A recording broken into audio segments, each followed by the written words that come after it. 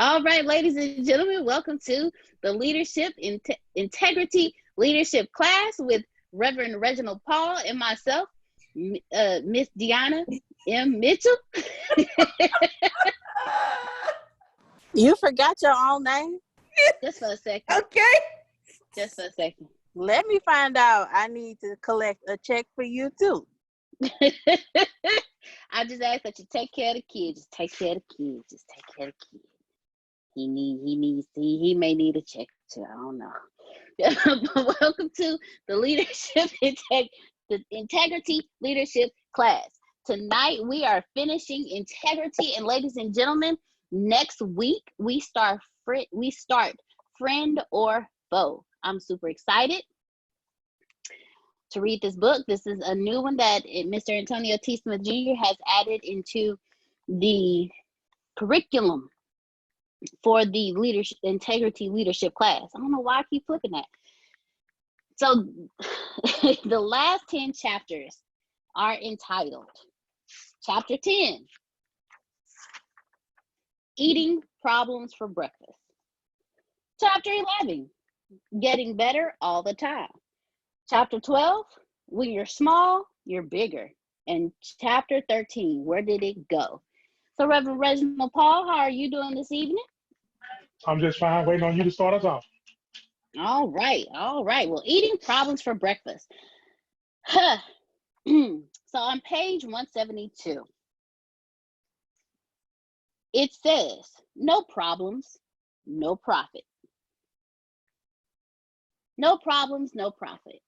I would like to get you guys' opinion on this. No problems, no profit. What does that mean to you?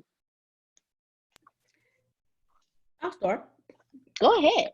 If you can't solve a problem, you will not make any money. That's what that means to me. If I can't solve a problem for you, if I'm not a problem solver for you, you won't give me any of your money. And every product that you have paid for is because it solved a problem for you. Yeah, you wanted it, but it solved a problem for you. So that's what that means to me. No problems, no profit. Well, right. If you can't solve a problem, you can't make a problem. You can't make a profit. No problem, no profit. Thank you, Grace, because that actually, ladies and gentlemen, if you don't have the integrity to solve a problem, you won't have the integrity to make a profit. So who else would like to open this up? Oh, go ahead, Mr. Phil. The floor is yours. Well, yeah, solving a problem, I think that's another one, but also help you fulfill a dream and then help leverage an opportunity. What can I do to help you leverage the opportunity? What can I do to help you fulfill your dreams? Or what can I do to help you solve a problem? All right. Thank you very much, Mr. Phil. Thank you very much. Who else? Who else has something that they would like to share? And then after this person goes, I'll read even more the paragraph after that. Go ahead, Ms. Kiera. When I heard it, I went a different direction. I was thinking when I see no problems, no profit. As far as inner self, you have to embrace what's hard to get what you really want. Because most likely the things that we really want, really truly desire, are far above our means, our capabilities, and we have to do some type of strenuous work to get to that thing, which is apparently profitable. It's got to be something that's profitable if it's way up there above our thinking, above our means. So actually embracing what's hard and becoming comfortable with that so that you have that strength to, solve those problems to get that profit. All right, Ms. Kiera, thank you. She took a different aspect to it. Thank you very much. Thank you. Who else has something that they would like to? What does that mean to you? What came to your heart, your soul, your spirit, your mind when you heard no problems, no profit?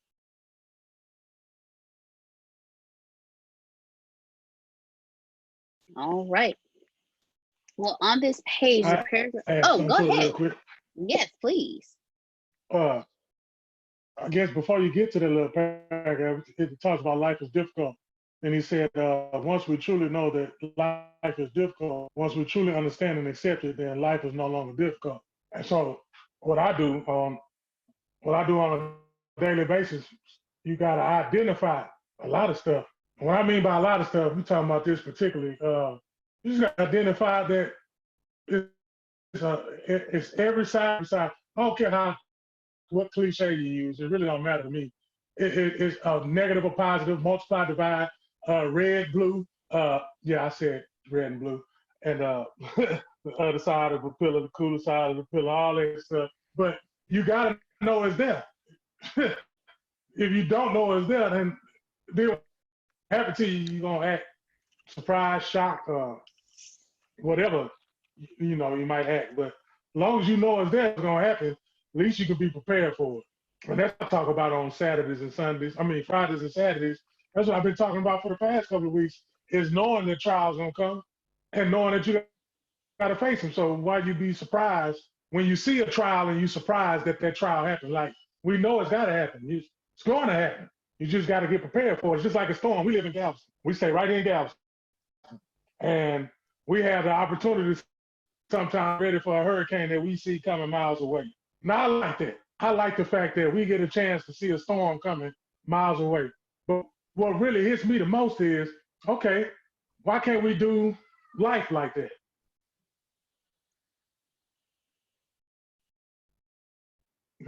Hello? Hello? There you go. All right. Hello? You froze on us for a second. Can you hear us? You hear me? Hi? Anybody? Anybody? I can hear y'all. I can't hear y'all. I can hear me, but I can't hear y'all. We can hear you. You hear? Y'all know what I'm talking about, soccer. I know you hear me loud and clear. Yeah. I know exactly what I'm talking brother. about. Exactly what I'm talking about. Everybody act like you in Galveston. Everybody act like you in Galveston. Everybody know that storm is on the coast of Africa, and we see it develop. We see how strong it's getting. We see how strong the wind gonna get. We see how much rain we supposed to get. Now, if we treat this just like we treating this in the book, we can't be surprised when that stuff happens. We just got to be ready for it because you never know how it's gonna treat us. But that's just to condition us, right? That's just to build our integrity, right? That's just to get us going to where we got to go. That's all. I just got a little excited. Don't mind me getting excited. All right. All right, Reverend Reginald. All right then. Mr. Jerron, your hand was up earlier. Go ahead. The floor is yours. Okay, thank you so much. We was talking about profit and problems, right? What was it again? No problems, no profit. Yeah, and what we think about that. No problems, no profit. Thank you. What I think about when I hear no problems, no profit is that there is a lack of money to be made when you believe, like when you don't figure out ways to solve problems. So if you're not coming up with a solution to figure things out on a problem, then it's going to be hard for you to make money, because usually when people solve problems and help other people with solving problems, and depending on what they see the value in that problem to be solved, they will give in exchange for money, because that's how I've been learning recently about money too more often. And what for my understanding for now, at least, money is just how we perceive the value to be in exchange for like a good or a service or something that we put a value to make exchange from what someone is serving with us. So I believe like when someone's with the term no profit, no problems, that means just if there's no problems being solved, then there's no money being made. All right. Thank you so much, Jerron. Thank you, each and every person who has responded. So I'm going to combine what everyone has said with what Kiara said. No problems, no profit. If you are not solving a problem, there is no profit. But even more so, if you don't solve the problems within yourself, if you don't have the integrity to go within and say, okay, look, you suck at this. You need to fix this problem. Look, this is a problem you've been holding on to for too long. It's time to release this problem so you can move forward. Profit can be used in many different ways. Profit can be the profit of reaching happiness, the profit of reaching money in your bank account, the profit of releasing something and being able to move forward with a lighter back, not carrying the world on your shoulders. Because either way it goes, they all really mean the same thing. If you don't solve the problems within yourself as well as solve the problems of others, you will have no profit for yourself and you will have no profit for others. The integrity leadership class is teaching you about you. What deep inside of you that you need to work on to become a better leader. A better leader also understands having full integrity. Integrity is really the wholeness of you as a person. So if you don't solve a problem within you, you can't profit anything. If you can't solve a problem within you, you can't help someone solve a problem for themselves. Therefore, nobody gets profit. The wake that you leave, how people feel when you leave a room, is you left your problem with them instead of solving your own problem to help solve theirs so everyone can walk out profitable with solutions. As leaders, if we cannot solve our own problems, we cannot be profitable and we cannot help others. How can you lead someone when you can't even lead yourself?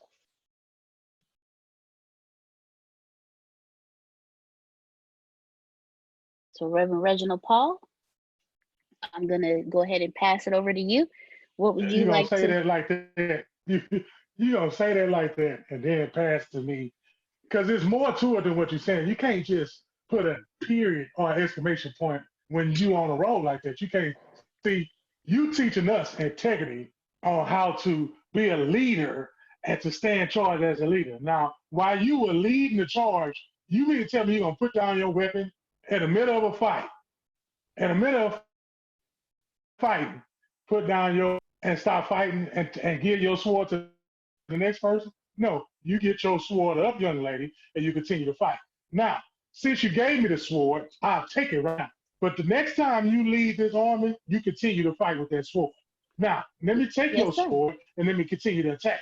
Now, if you're a leader that do not believe in yourself, and it's not necessarily believing in yourself because we're talking about integrity in the book, but I'm gonna read this sentence. It say, but if you can't orient yourself to the reality, nothing good is going to happen because that will not go away. Well, in other words, best way I could put it in the Don't Judge a Book by its cover that's coming out pretty soon is, yeah, let me read that one more time. Nothing good is going to happen because the reality will not go away, which you're not saying it, but you're not saying it. You're saying it, but you don't believe it. You're the person that be like, the little raffle ticket come up. You at work, everybody be at work, and they say we supposed to have a raffle drawing, right? And you be the person be like, I ain't never gonna win. Well, guess what, sweetheart? You ain't never gonna win. Never gonna win. Never gonna win. Not only that, you get an assignment at work. You've been running from an assignment at work because you scared that the boss gonna pick on you. You scared that the boss is gonna call your name to do this. Guess what the boss is getting ready to do? Call on your name to do it. Why? Not because he just got it out. It's because you created that frequency with that thought in your mind. And while you created that frequency with that thought in your mind, that's what brought up you to get you picked on. It ain't got nothing to do with the person that picked on you. It's how you carry yourself. When you carry yourself in a different frequency, those other frequencies going to come to you because you're not vibrating at the same frequency. I'm supposed to cut my microphone off because y'all just got me started. See? And that's in the same sentence. That's the same sentence where it says, again, what you said? Oh, no. You said you was about to mute your mic, which means you was about to put down your weapon. I was Yeah. gonna pick Put mine down back my up, so weapon. That's I'm right. ready. I'm ready. Yeah. Let's keep attacking then. Take these heads out. This is the class. They say we supposed to beat them up. So guess what? Mike Tyson in his prime, knock you off your feet. Layla Ali in her prime and past her prime will still knock you off your feet. Don't play. And, and she's still trying to knock somebody off their feet. She still is. Buster But Douglas from Columbus, Ohio, Mike Tyson off his feet. uh-oh. Yeah, that was a long time ago. But on top of what Reginald is saying. Buster Carter when he was on his medication. Uh-oh. Yeah, he was recovering from Robin Williams, whatever that little snake lady name is. Oh goodness. All right. To add on to what Reginald is saying, Reverend Reginald, when you are attracting these things to you, you have a problem. Your problem is the energy that you're putting out. Your problem is you're running away from something. So you're attracting always running. But if you fix that problem, if you stop running and you face that problem, when you fix that problem, you will have profit and you'll help somebody else profit. Because guess what?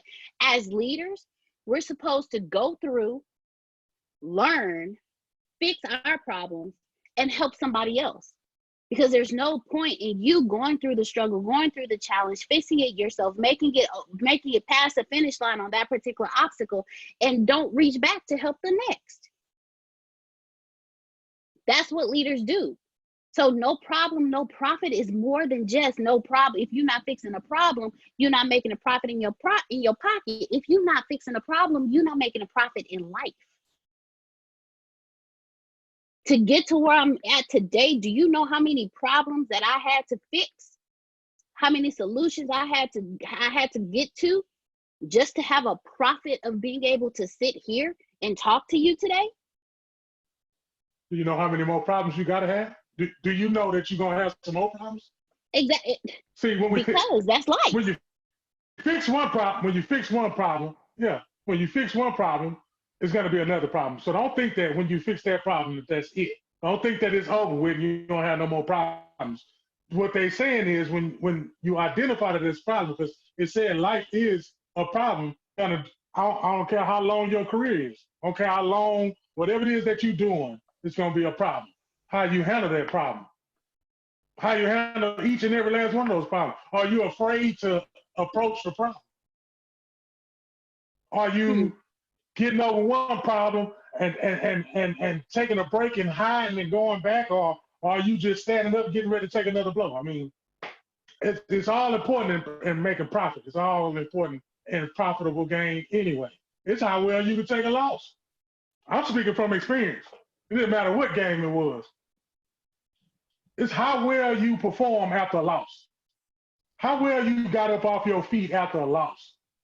How well you got up off your feet after the coach got off into you because you made a mistake. What did you do? Did you go into the gym and did you pout about it? Did you cut the coach out? Or did you go back in that gym and you worked on whatever it was? And not only you worked on that, you worked on other weaknesses that you knew that you was having that the coach didn't even have to remind you. It's how you bounce back from that loss.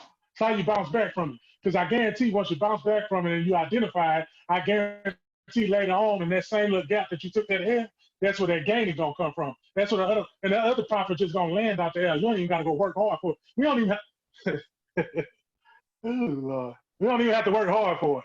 A lot of people think we gotta work hard for it. No, you don't. Be in the right position with the right frequency and the right attitude, knowing that you ain't gonna be right all the time, knowing that you have to take room for correction, knowing that you will have to take a L. If you know that and you put yourself into that frequency and put your feet 10 toes down, I guarantee you everything that you possibly need at this possible moment, it will land to you right now. I'm a living testimony.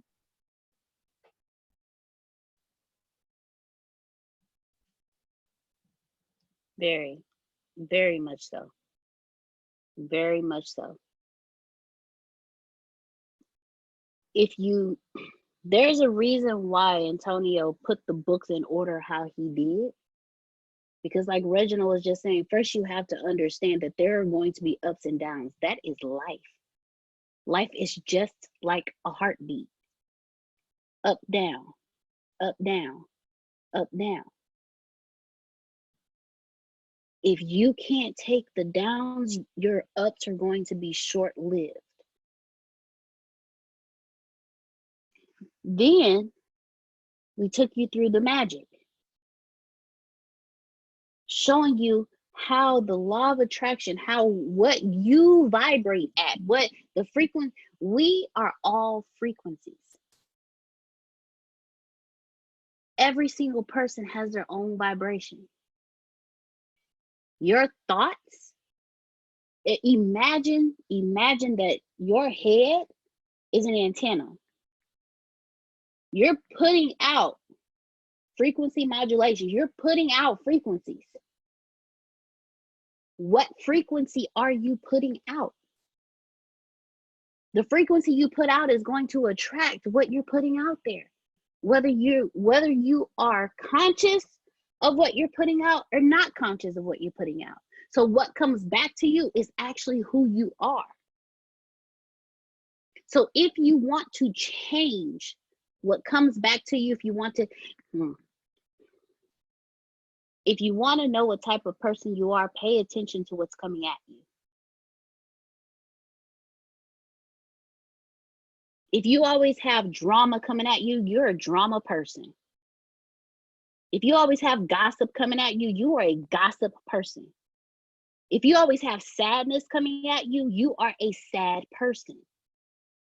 If people are all around you are always angry or never around you, guess what frequency you're putting out? You're putting out angry or don't come around me.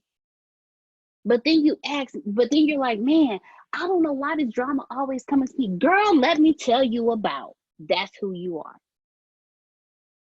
If you are at a point where you are sick and tired of being sick and tired of the crap that's coming to your life, you need to work on you first. You need to focus on what's inside of you, because what's coming to you is coming out of you. So if you're not solving the problem within yourself, you have no profit in life. The reason why Mr. Les Brown says the richest place in the entire world is a graveyard is because all of those people never solved their own problems, so they never saw a profit. They never saw the profit of living their dreams. They never saw the profit of being a leader. They never saw the profit of traveling the world. They never saw any of these profits because they never fixed the problem within themselves. If you want to be a multi-billionaire, fix the problem within you so you can fix the problem for somebody else so you can have that profit. This class kicked my butt every single year because every single year there was a different problem I had to solve, and not just one but multiple problems. Because as Reverend Reginald said, they're gonna keep coming. Once you fix one problem, here comes another one. Once you fix one problem, here comes another one. And let me tell you why. Because you have layers of problems. That top layer that you figure out, you be like, oh yeah, I got it done. And then you get hit with another one. You're like, wait, I fixed that problem. No, you didn't, because that problem was just the icing on the cake of an even deeper problem. That's why personal development is a lifestyle, not personal development is a lifestyle, not a hobby. It's something that you have to consistently work on because there's so much buried within you. There's always a problem. But if you stop at one problem and you don't keep digging, you won't have the fullest profit of the abundance of life that you could live. It's like Reginald said, and Kiara even pointed out, you see the storm coming, you see it developing, and you just sitting there, because guess what? You're putting out the frequency of, I'm just going to sit here and watch. And then when the storm hit, now you want to react. When you should have responded when you saw the storm, when you saw the storm forming. Go ahead, Kira. Oh, I'm sorry, accident. Okay.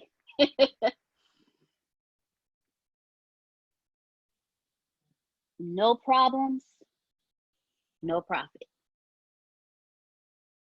That's in your pocket and in your life. I finished the fight this time, Reverend Reginald. The floor is yours. I'm on page 182, and it says his boss was tuned in enough to get him some help. Michael had come from a critical and harsh family environment that he had internalized. He overcame and warded off harsh criticism as a youngster by performing. He was gifted and did well in school and sports, and if he could always get it right, he felt that would keep the abusive anger away. When he would make a mistake, however, he would get mean put downs, reprimands that were now the monstrous critical voices in his head. Before I finish this, before I even finish that, I want to ask anybody, does that remind you of yourself? Does just that little part of that paragraph remind you of yourself? Were you the one that was on the pedestal when you was growing up? Were you the one where they looked at you as the what's that? It was right there on the tip of my tongue. As the front runner, I'm gonna just run with that. You was the golden child. You was the one that out of everybody in the house, you was the one making the grades and getting all the accomplishments. Do we have anybody like that on the phone call? I'll wait. Nobody was a. Come on, man. Somebody was an all A student. Yeah, I knew it. Come on. I want to Oh, hear never about mind. it. I I wasn't want to no hear all about A. it. Well, you ain't got to be an all A student, but when you came home and you had a trophy or a certificate in your hand, they were like, "That's my baby." And then when you brought that other piece of paper home with that discipline slip on there, they took your head off with that wet belt. That was only me. Now, I'll just talk about myself. I'll get to me later on. But anybody else?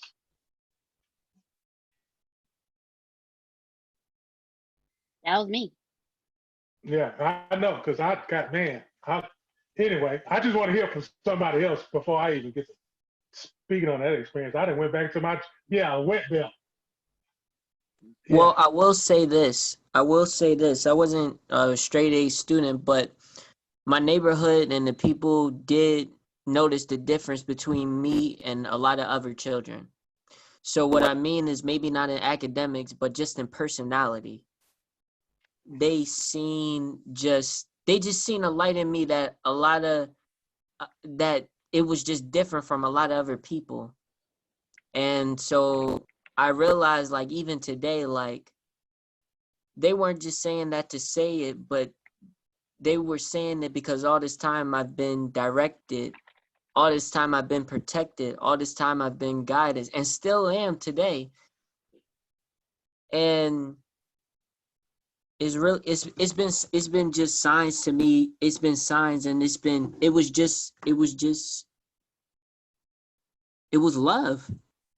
It was just love that they seen from me. It was angels like protecting me, and through all that, even with an environment with people just criticizing other people, or people just being negative, or just not focusing on the things that we're talking about right now, not talking about like relevant things, like not talking about wealth, not talking about money, not talking about how to be successful. A lot of times I wasn't around of friends or just many people who were talking about that like I am now. And the only reason why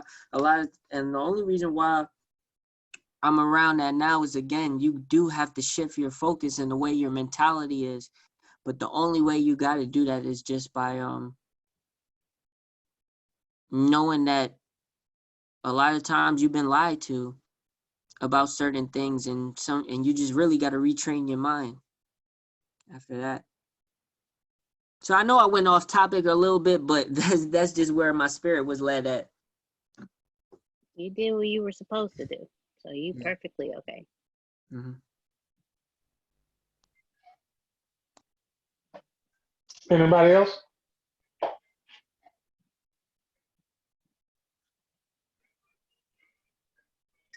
I'd say I wasn't necessarily like the golden child where I'd say I got all A's, but I was always in a position where like I was like the teachers knew that I was smart, but my grades never actually showed it. So like if the teachers asked me a question in school, in class, whatever it was, I was able to answer it, but I was always a C student. And the thing is, my mom was a teacher. So when I did come home with an A, yeah, of course she was happy, because now she can actually talk to her other teacher friends or whatever it might be to really say, okay, she's, you know, like I'm doing great. But when things didn't, and I did come home with a C, yeah, I would get in trouble. And it was just like throughout it all and throughout that in itself, like because people didn't know like teachers didn't know what to do with me, I got moved from like the top class to remedial, like 3 times or 4 times in my life as I went through, because it was just like no one really knew how to deal with me or what to do with me, because on the one hand, they knew that I was smart, but when it came to the grades or the test scores or anything else like that, I never did that. So what I really learned from that personally was that I didn't want to get like a piece of paper or like a grade or a number would not define who I am. So it was just like, you know, I get to create, similar to what Jerron was saying, I get to create who I am moment by moment. It didn't have to do with whether I got an A, a C, a 60, a 50, a 90. None of that actually really made a difference for me. But it was something that I saw that other people really looked at. So from my mom, from her perspective, she thought because I was getting, if I didn't get D's in class, if I didn't get A's in class, I would not turn out to be great, or I wouldn't really get the right job, or I wouldn't get into college, or anything else like that. And for a little while, I did fall in. I did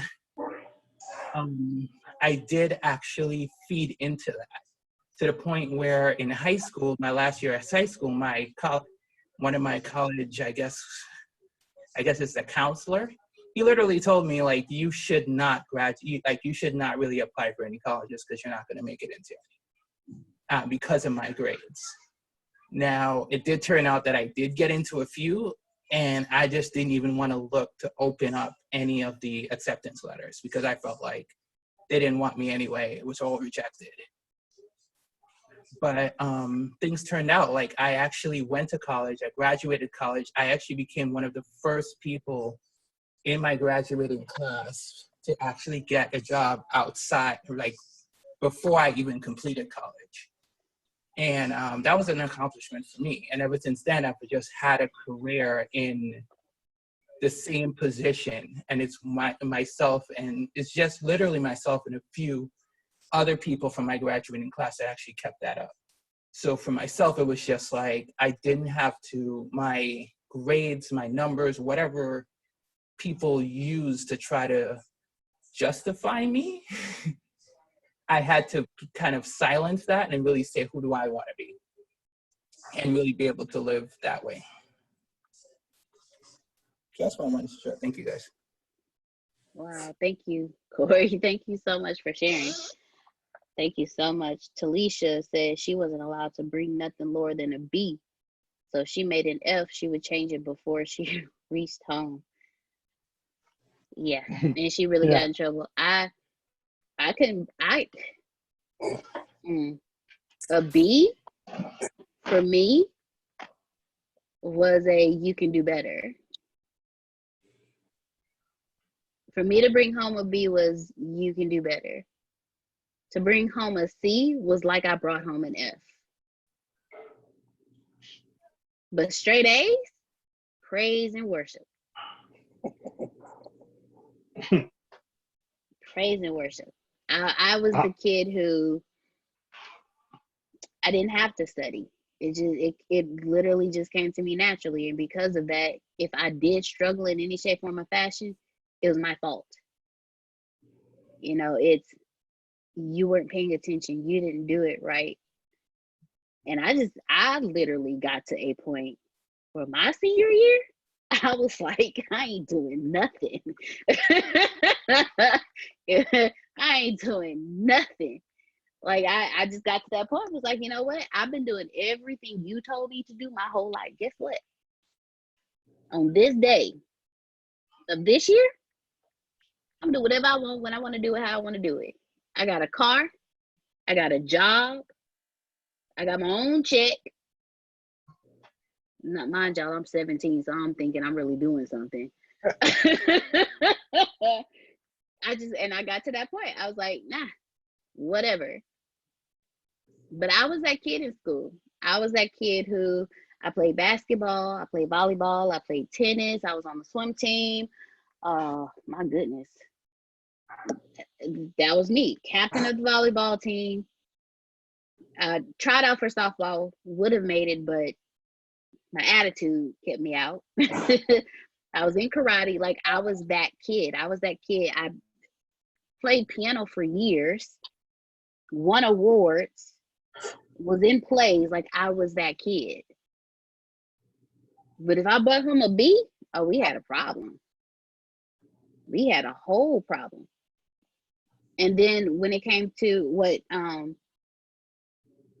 Corey was saying, for me, I didn't get dropped down. I got moved up.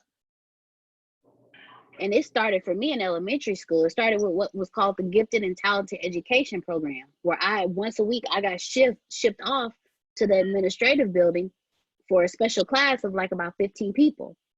And that later turned into the gifted and talented, the GT classes, the gifted and talented classes that were in school, which later became the advanced classes. And I was in them all the time, like every single class.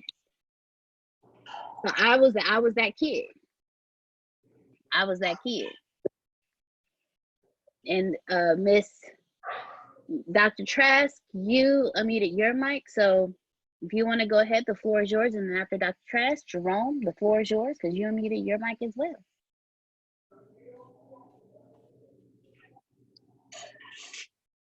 Okay. All righty, there we go. Yes, I was one of those kids. However, I was raised in Minneapolis, Minnesota.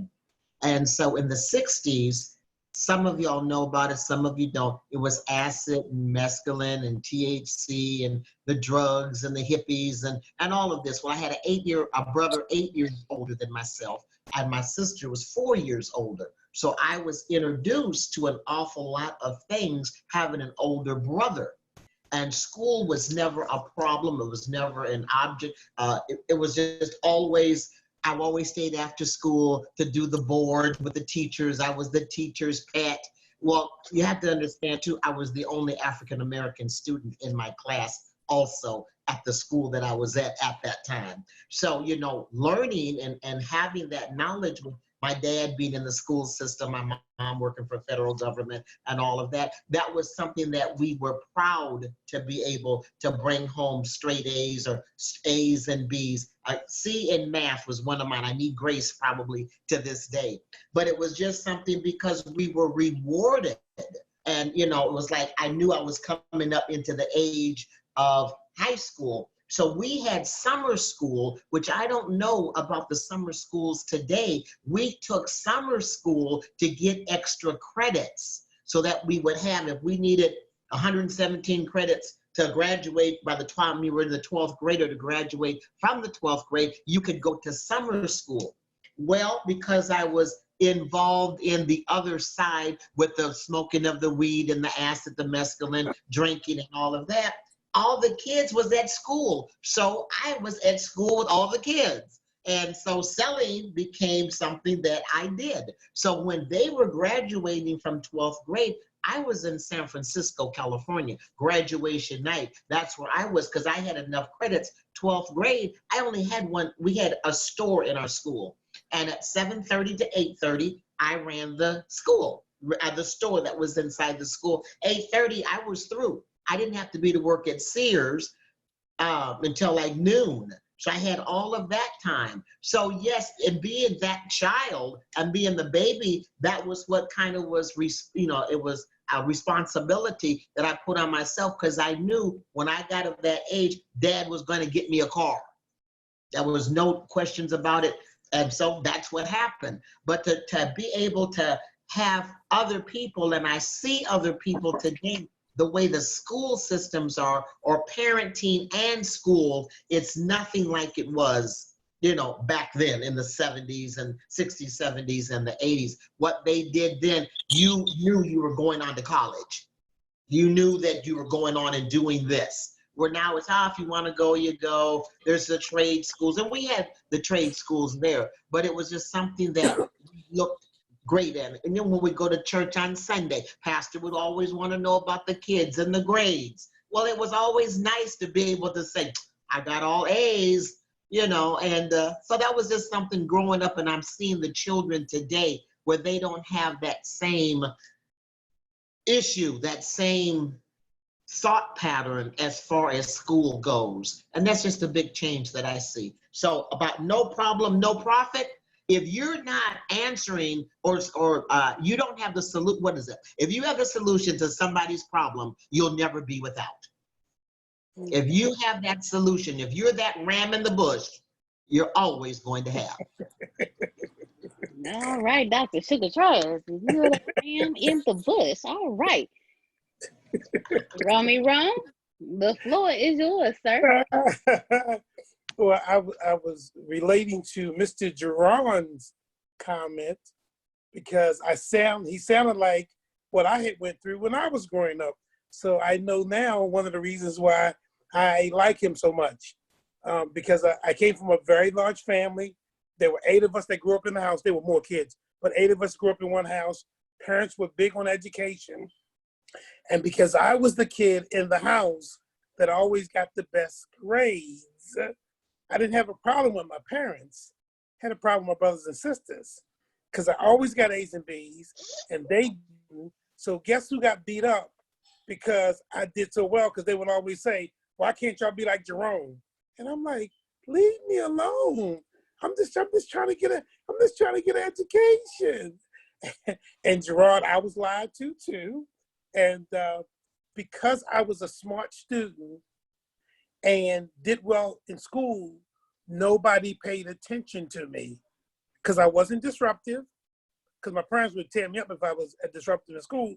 So I had nothing to say. I did well. Nobody pushed me. So guess what? I took my books home, didn't have to study, got A's and B's. Well, I finished up the 11th grade, get ready to go to the 12th grade. I'm sitting down with the counselor. The counselor says to me, Jerome, you only need 1 English to graduate. I said, okay, well, I'll just take 1 English. He says, you can't do that. You got to take the whole course, the whole school year. I said, what are you talking about? You know, I met all the requirements. I only need 1 English. I'll just take the 1 English. Nope, you got to take the. And what I realized is that counselor had done his job. I could have took 2 Englishes in the 11th, and then I couldn't graduate until my 12th grade class graduated, but I could have been out there making money. And I was upset. Fortunately, one of the other counselors who was sharp got me a work study job the next year. I only had to come to school half a day and worked 1 week and went to school 1 week, put a little bit of money in my pocket. But here's the feast of the resistance. I get to college. I'm taking basic English. Now remember, nobody pushed me. So I take basic English in college, fail at the first semester, the first time, and took the same professor and failed it the second time. And I'm saying to her, like, hey, like, I'm studying and I'm doing a blah, blah. She said, Jerome, I'm not going to teach you what you should have learned in high school. And I was furious because I was black and she was black. She supposed to give me a hookup. Oh, she hooked me up with that foot. But I went into the Army, did my 21 years, got out of the Army, used my money from, and I didn't have to use the money because the Army paid for everything. But guess what I did? I went back and got my degree, graduated cum laude with I was working full-time, 2 part-time jobs, going to school full-time, 3.67 GPA, 2 National Honor Societies, and the Army paid for everything. Yeah, Jerron, I got lied to too. But I'm telling you right now, young man, if you stay on the path that you on, dude, you can go anywhere you want to go. I'm going to tell you that right now. I'm very proud of you. You got the right stuff. So that's what I wanted to share. Thank you so much. Thank you so much. And can I add one more thing back too? Go ahead. Yeah, I wanted to say, like, You know, a lot of people, I've been told too, like, you should wait to be a certain age to do a certain thing. But really, the best time really is to start now. And what I mean by like being lied to is like when people like say you should like, or like I had people that ask me if I want to be a motivational speaker, and here's what I tell them: I'm already a motivational speaker right now. My man. So I don't have to wait. So just because, okay, I see what you're saying. Just because if I'm not at that certain level yet, that doesn't mean I don't have to put in the work right now to get to that level. Still work now while you're waiting on your way to that level. That's what I let people know. So that's what I mean by that too, why being lied and retraining your mind, start now, because it's the best time than ever. Well, Javon, now that you say that, I'll share another little secret with you. Yes, sir. You listened to my keynote the other night, right? Yes. And I talked about, I met a man 3 years ago. All right. And you know who he is. And I sat in these classes for over a year. And I was learning, I was picking up on information. When the year was done, Jerron, I says, why is it that I've learned all this valuable information, but I'm still broke? And I didn't have an answer. Well, you know, one of the reasons why is because I had been lied to. I had been programmed a certain way to think a certain way, and that was still within me, even though I was gaining new knowledge. And I'm sitting there having this conversation with Antonio, and I went, you know, I see what my problem is. I had been programmed to think a certain way, and because I've been programmed that way, that's what I do in real life. But you come along, and you're teaching me stuff that I've never done before. You're teaching me stuff I hadn't heard before, and it works because I can see it happening with the things that you're doing. So I realized then that I had to reprogram the way I thought and the way I functioned in order to progress. That's what made the difference. But you know what, Jerron? Nobody pulled me aside and did that. I learned that from going to the classes and being an ATS. You like today, I've been on 3-4 classes a day. Deanna, you've been doing a great job, girl. I'm sorry I told you that. But I've been on 3 because I get so much from the material, even though I got other stuff to do.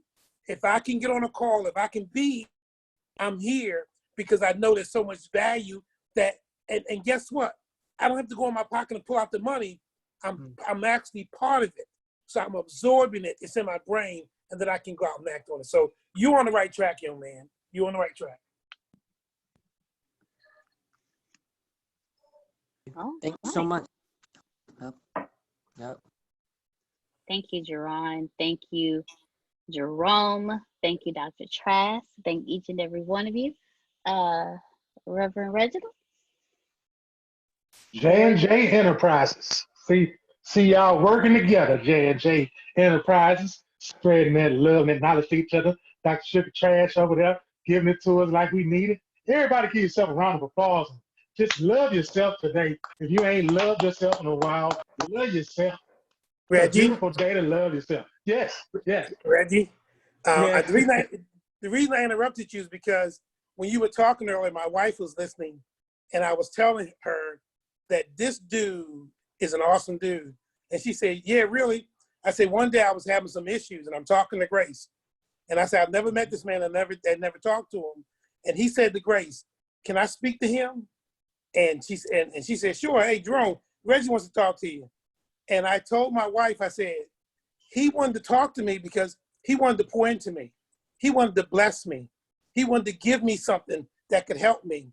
And I said to her, Reggie, the fact that he was willing to reach out to me, having never dealt with me and never met me before, it's an encouragement that he'll never know. So I just wanted to say that to your face, brother. Just the fact that you did it made more. Thank you, buddy. Thank you. That's what I'll be talking about previous Thursdays, Thursdays to come. When you hear stuff like that, once you give it, and then it come back to you, because you see, one thing about it, when you get it, when you give it, right, it's one thing to give it to somebody like, yes, you know what I'm saying, that fire you got, that electric fire you got like that. But when they give it back to you though, because you could be under a rock, you could be under some cardboard, you can be on the other side of a penny. you could be across the street where a puddle is at. But as soon as you hear that, you done got over whatever it was, you got just by that word just gave you that energy. And thank you for that, because that just gave me more energy on the energy that I had on top of that. And listening to the stories about the youth, Deanna, you reminded me of something. Nah, no, it wasn't there. It was Miss the one that couldn't bring the bee home. Oh, you brought my childhood back. Let me tell you about a young man named George Paul Sr. God dog it. That man was huge, y'all. Y'all think I'm huge. That man was huge. And I started off great. They on your mark, get set, go. I'm off on the races. Up, all A's, boom. Okay, now I got two sisters, right? They quite didn't make the all A roster, right? So I'm on the all A roster, and I done made all A's so much that one day I brought a bee home. True story. I thought I was supposed to get killed, murdered, and just wiped off the face of the earth, because I never brought a bee home, right? I never brought a bee home. It wasn't as bad as I thought, but I knew I couldn't bring that C home. You understand what I'm saying? You know I couldn't bring that C home. So one day, this is a true story, I messed around and made a C on this progress report. And let me tell you how much of a genius I am. I knew my mother's handwriting down to the T. Like, I had her W, and I had the dot, and I had the Paul. Like, I'm talking about, I had, because, she signed so many papers of my success story that, I tend to look at a signature from time to time. Now, I know what I'm talking about, right? So I'm in the bathroom figuring out my next plan on how not to let the parents receive this C on a progress report. So let me tell you what me and myself cooked up. We took this eyeliner that I thought was a pencil. Oh, Lord. And we put this in there, right? And I took that to school, and then they got a hold to it, and then I had to bring it back home. I don't think I had two butt cheeks for about 2 weeks, because I think they wiped that all off. That's right. They wiped all that off, because I decided to write it. The W was flawless, y'all. The W was flawless. The W, Paul, that was flawless, but it was an eyeliner. Where were you guys at to tell me that, hey, you might not want to use that eyeliner, because that eyeliner is not going to get the precision that you're looking for? And I had to learn. We talking about taking L's, right? We just, right? I took that L. I took that the hiney area, that's off, and I learned from it. Don't you ever use eyeliner again. Don't you ever make a C ever again, and just be honest. Well, I just start bringing A's home. I ain't have to never worry about a B. Wait, I want to interrupt you. That's all you learned? You ain't learned not to be fraudulent. I mean, that's what I'm saying. The eyeliner, I'm gonna be honest, but I didn't have to worry about all this, because I just made all A's again. It wasn't no B or C. I didn't even have to worry about writing another signature at all. All I had to do was take my hand and reach behind there to see if it was still there. All A's every time, never failed. Yellow cards, because that's what we got at LA Morgan. They gave us the little gold cards, and I was a little hefty kid. And I was, they all made fun of me. But I know if I got the little gold card, that it's going to be free meals and free rentals, because back then, rentals. Yes, there you look at your face. Yes, the movie rentals. You get to go to the movie rentals. Yes, the free popcorn and the free pizza. Yeah, and your mom and daddy, they love you so much. But when you can't bring home that gold card, the tensity of the household and how tense it is in the house, you just don't want to come out your room because nobody provided the gold card. And you was the only breadwinner. See, I was the only bread. Sisters ain't bringing home no gold card. They take their whooping and go on about their business. I learned from them. I'm not, y'all killing them in there. And I'm going to do whatever it takes. hey, y'all better stop. Y'all can come here and get some help from me. We can get through this together because y'all are getting murdered in there.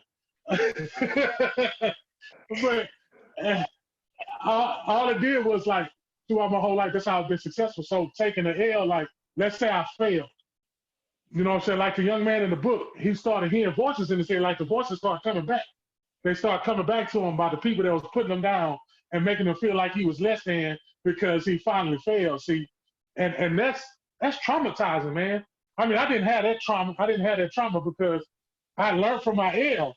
Like, okay, after that butt whooping, you know better than not to do that again. But at the same time, you're going to fail again. You just don't try to fail in the same spot over and over again. Then that's when it's time to go get some help. And I just wanted to share, because my daddy would take my chest off, y'all. Like, it would be, you know how the man did, the father and the son, there wasn't no such thing as a whooping. He just, come here, boy, pow, punch you, hey. And you try to talk, and you couldn't talk because your breath was gone. I ain't gonna do no more. You couldn't even say that because all that was gone. And then that was it. Like, God, oh, Dad. You know what I'm saying? All A's forever. So when he left the whole picture, he decided to leave when we was in the 4th grade or whatever. And I still was scared to bring that grade home. Like, I was, because he could have came from out a tree or anywhere to punch me in my chest. I was traumatized, y'all. I'm still making A's right now. I'm still making it. Give me an assignment. I'm gonna make an A right now because he might come back. I know him. I know my dad. He might come back from that risk that he taking and just to punch me there one more time. I told you, nigga. I'm sorry. That's what he would say. That's exactly what he would say. That's my dad, and that's just gonna be him. I love him to death. But give me a test right now, I'm gonna make A's. Oh man. But I feel sorry for the young man in the book though, because when I was reading, I'm still right there. He say he was gifted and did well in school and sports, and if he could always get it right, he felt that would keep the abusive anger away. That sounded like me. That's why I wanted to read this paragraph. When he would make a mistake, however, he would get mean put downs, and there were now the monstrous critical voice in his head. And as a child, he would retreat into himself and withdraw into seclusion and away from the storm. But he did not have much of a way of getting out the back hole and self-loathing that critical onslaught had left him in. He recalled times of feeling lost and just out of it as he put in. And I just wanted to say to my younger self and to the self of anybody else today that has experienced that it's easy for somebody to say, well, don't let that happen. But whatever you got to do, you got to be strong. You can't, if it just come down to you like, look, let me tell you something. You learn from that. You find somebody that can relate to you. You find somebody that you could talk to, because guess what? It's always somebody. It's always an outlet, man. It's always an outlet that you can go to, because when the time comes, that person will pop up in you. You ever found yourself in a phone and a person just pop up in your head? I need to call this person straight up. I don't want to call them because they probably, and I ain't gonna call them. And I'm talking about just they start weighing heavy on you, and then you like, you know what? I'm gonna go ahead, and they beat you to the punch. They call you. They call you, and that's when you know. That's when that's when you meeting frequencies, and that's when the universe is trying to reach out to you to let you know, hey, it's part of life. Okay, but whatever you do, don't you hold this in and keep this poison so it can spread out and destroy you and tear you apart piece by piece. Because some people just take you out in one blow. Sometimes it trickle down into the veins and it take a while to work at you. I don't know which one works. Let me just take it all at once. I don't want it to trickle. You know what I'm saying? I don't want it to be trickling. Man, just get this over with. Just get this L over with one time. You know what I'm saying? I'm coming to you. Hey, what I need to do so this won't happen again. Relax, relax. First of all, it's okay. Everybody made a mistake. I know. I get it. But you don't understand. My daddy coming back. Nah, let me stop. But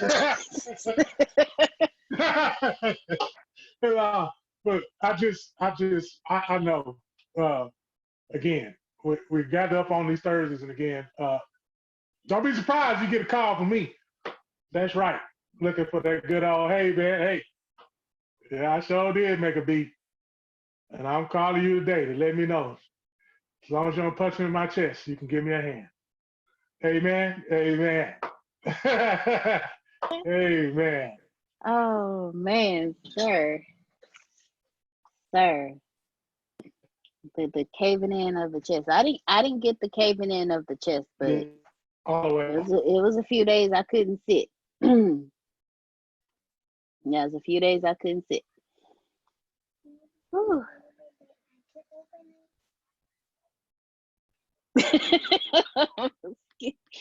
So who else was that person where the the the problems of the childhood, because you couldn't move past some of those problems of the childhood, or your child, or the problems of your childhood, because you faced them early, you were able to profit today.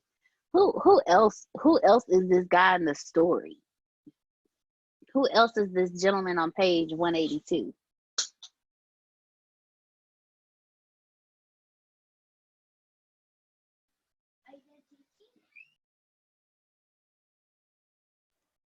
All right. So then we'll go ahead and we will move on to the next. Thank you, Reverend Reginald, for your transparency. We're going to pray your dad never come back, but with you saying what you just said, we know you don't have to worry about getting your chest caved in anytime soon. All right. So on page when we move to page 183, it's the title of this section is called "Separate from Results," and it says, "Be separate from the problem or the negative outcomes. Secure identity is about who a person is, not what he does or what his results are. When someone's identity is tied to his outcomes, he or she doesn't exist in a certain way. They are what happens. So if things are going well, they are well. But if things don't go well and the outcomes are bad, they are not well at all." How many of you have lived your life like this, or used to live your life like this and got past that? I will be the first to admit there were times where when things went well, my day was I was but the moment something broke down, I broke down. So I was never separate from my problems. So who else was like that, and what did you do to move past that, to where you separated yourself from your problem, so no matter what's going on, you were still able to vibrate at a vibration of happiness and not at the vibration of your problem? Well, Tiana, Go ahead, the floor is open. to be honest with you, I live like that every day, and that's not good. When things are good, I'm good. When things are bad, I'm down. And I have not yet found a way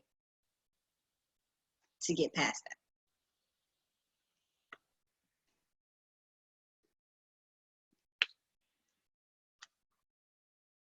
All right, thank you for your transparency.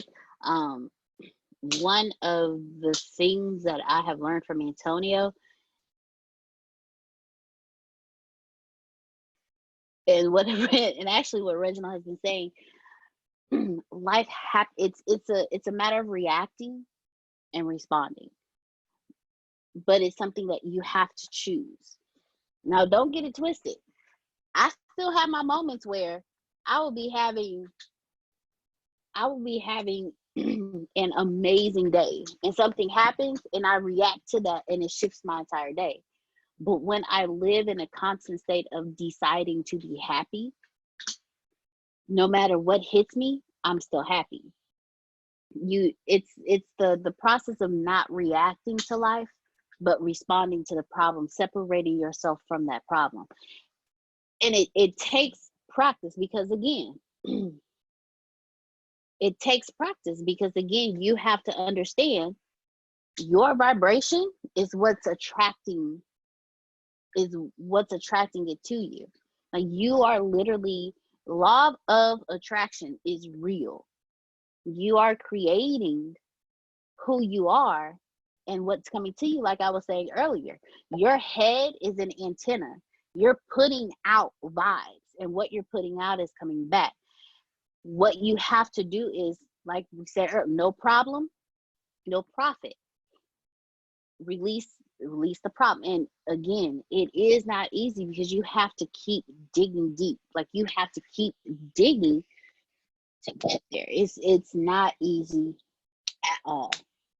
And then once you get to that point where it's like, okay, you know what? That's just something that's happening right now. It does not change who I am as a person. When you stop reacting to life and just responding, like, okay, let me pause. This is what it is. That's the problem. Cool. Got the solution. Got it done. Let's move it on.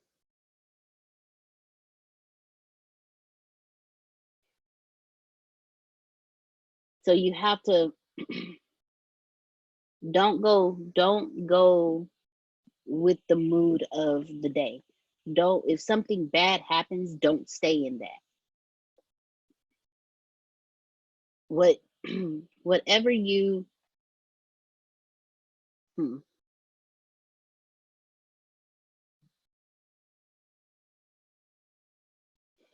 So what Antonio said was, he said, whatever you celebrate repeats. So every time you go down with your day, that is a celebration of that energy. Therefore, you keep repeating the down. Okay, Antonio. I'm sorry. Okay. So I just had a revelation. Antonio used to always tell me that your award system is off. Your reward system is off.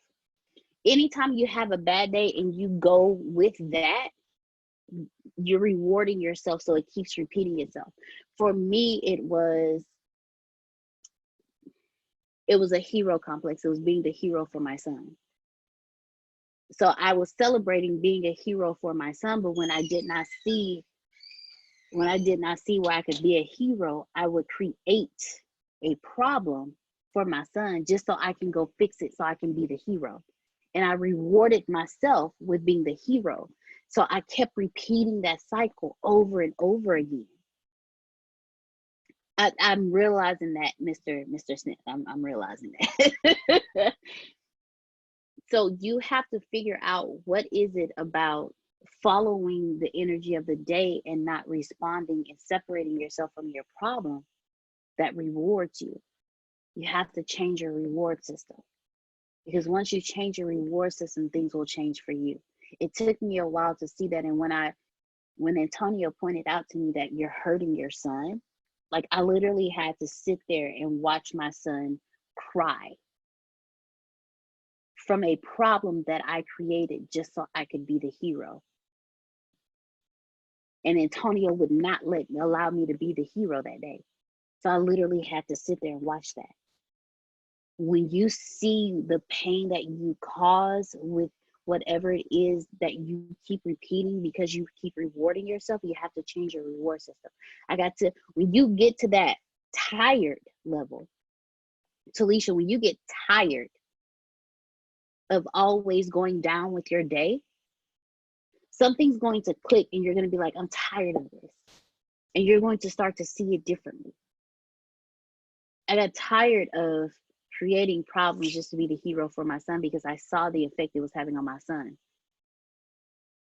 There's a lot of things that my son should be independent at this age, but he's not.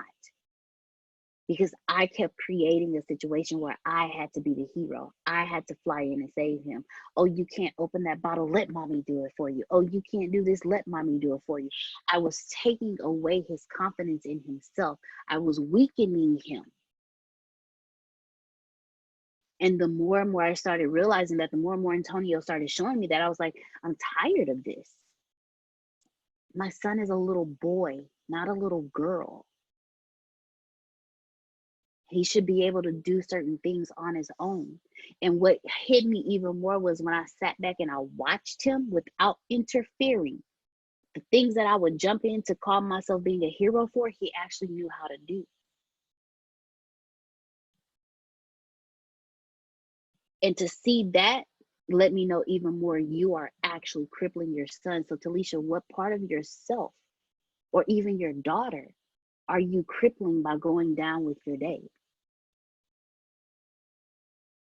Because more importantly, as parents, our children learn from us indirectly. So if you're going down with your day, watch your daughter, because she's going to mirror everything that you do. And unfortunately, that may be the way you find out how to not allow your day to control your vibration. It took me to watch my son to see who I was. And the worst part is, as much as he inadvertently learned the good side of me, I inadvertently taught him the negative aspect of who I am as well. And I see that.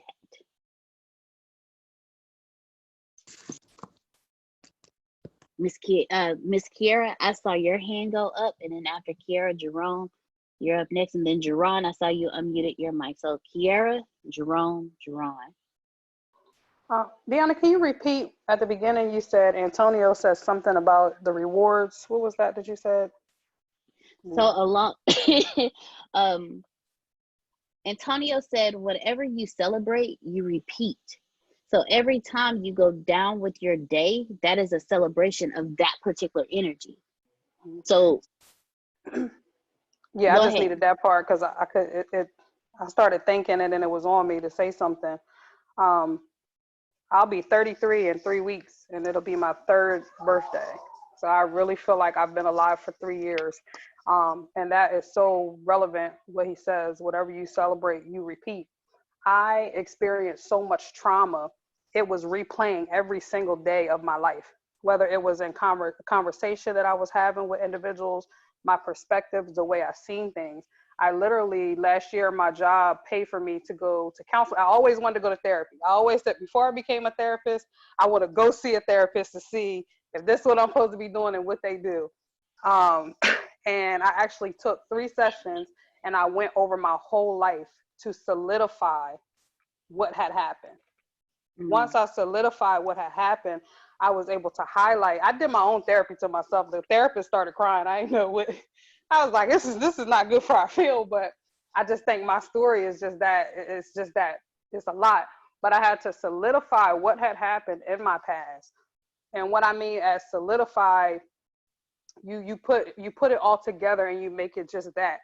Then I had to separate from it. I was bringing it everywhere I was going. So anything that reminded me of those things in my day-to-day life, I wasn't even realizing it was parallel to the traumatic history that I had. And it caused me to act and think and feel a certain way, like you're talking about. Whatever you celebrate, you repeat. So I was really celebrating my trauma by trying to utilize a lot of the past experiences I had in conversation. What I didn't realize, I was feeding my vibration and feeding my frequency to stay low, because it will always cause me to shift. And a lot of things I felt like I was healed from, but I was holding on to it. And in my field, we call that trauma bonding. You stick with all those things that just really don't serve you. So at some point, you have to go through all of them and say, this is what was, this is what happened, this is what I'm doing with it. I'm putting it away. So of course, I still pick and choose when I need to use them, but it's not every day, all day. And some of it is unnecessary to ever deal with again, because it's done. It doesn't hurt me. It doesn't cause me any harm. So I don't need to give it any energy. So I kind of wanted to share that, because it's like I was hearing my sister talk about what she does every day. Sometimes you got to take that one last trip and really go through every single thing that has been there and put it in its place. And when you pivot from that, you got to be moving forward in such a way that you stop everything that was and you start adding everything that needs to be. And it has to be a strong cycle on a day-to-day basis. I talk to myself differently. Everything I think is differently. How I respond to people has to be differently. I can't even play certain ways with people because I just know that it could take me to a place where it's just like I close the door on that That's what it is, because I don't want to feel that way every single day. So now, yes, I have my little mood swings and I have difficult moments, but they're actually good, difficult moments. They're the present moments that are difficult.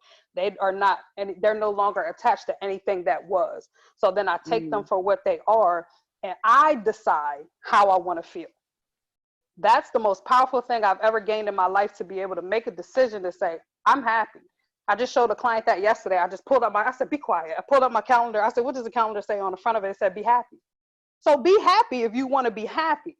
But sometimes we can't even be happy because of everything that we're not, detached from. So that level of detaching, accepting, putting away in a peaceful manner will bring you to such a place and a space and a confidence that it's like you're now in control. And I don't think a lot of people realize it's possible to have that type of control over who you are, what you think, and how you feel, and how you're going to maneuver with whatever your day is, whatever your situation is, whatever that circumstance is. And then it brings so much life. That's living. You're now in the present, because ain't nothing going to stop the hardships and, the negative feelings and whatever happens that day. But the fact that you can be in the access of your day and you control it and maneuver it, it's the best thing I could offer to a person to gain that skill.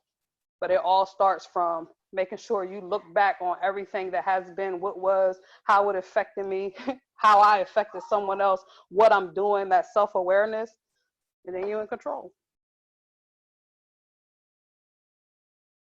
Wow. Thank you, Kiera. Thank you, Kiera. I hope everybody was taking notes on that one. I really, thank you, Kiera. Thank you very much. I'm so happy. I want to say one last thing. Like, Go ahead. Going back to what I said, this thing is just in my spirit for some reason, because I was trying to have a bad day today. I was trying to have a bad day. TRYING. Sometimes we will try, and it was like I couldn't even, because I know who I am. I know what my skills are. I know what's really there. I know what the truth is about all my circumstances and my situation. So can't nothing that was penetrating me in a negative way, it can't hold me. And once you get that power, it's different. And I'm sitting here, like I said, I'll be 3 years old. That was 30 years I lived like that daily. So to my sister who was speaking like that, yeah, it takes some time to undo, but you just have to be aware that that's what you want to do. You want to solidify it. You want to get rid of it. You want to put it to bed.